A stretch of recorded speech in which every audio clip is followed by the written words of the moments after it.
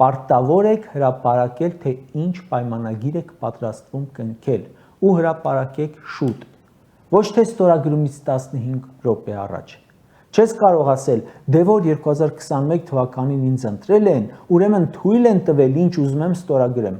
Ոչ,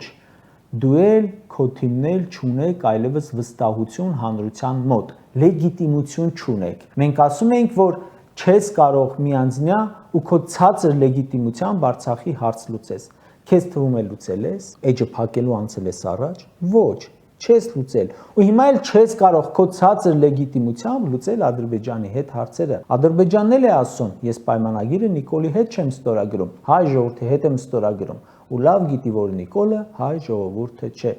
Դե ուրեմն հրապարակիր, հայ ժողովուրդը տեսնի ինչ եք պայմանավորվել։ Գուցե տակտիկական այնպիսի քայլ եք անում, այնպես է տակտիկան, որ քանի որ այդ պայմանագրում ամեն ինչ միայն Ադրբեջանի օգտին է, իսկ մինչև ստորագրելը դեռ երկար ժամանակ կա,